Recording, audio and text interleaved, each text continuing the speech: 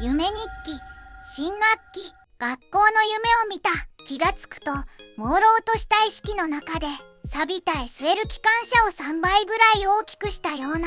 建物というか展示物というか表現しづらいものの中にいた。中も抹茶色に錆だらけで、一応は観光名所らしかったが、その中には自分以外に2人しかいなかった。展示物らしい展示物もなく、 SL の形をした錆びた鉄の中に入ったという感想しかなかった。外に出ると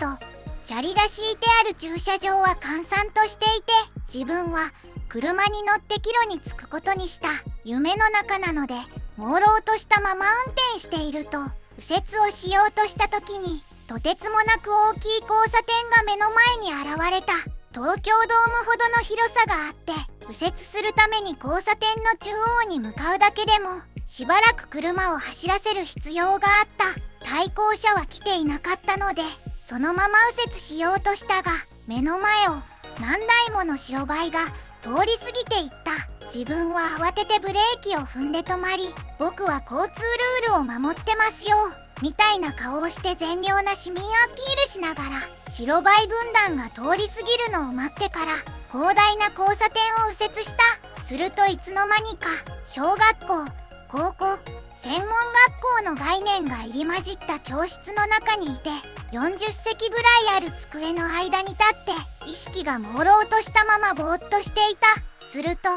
いつの間にか生徒たちが全員席についていて、若い20代ぐらいの先生が授業を始めた。その間も自分は棒立ちで、誰に注意されるでもなく、誰にいじられるわけでもなかったが、ある瞬間に、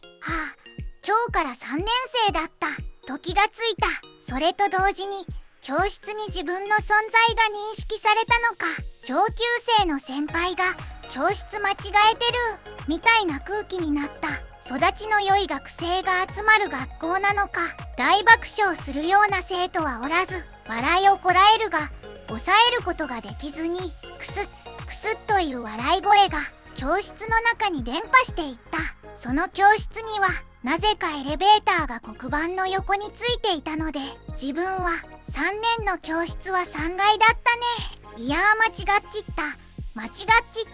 と照れを隠しながらボタンを連打した。でも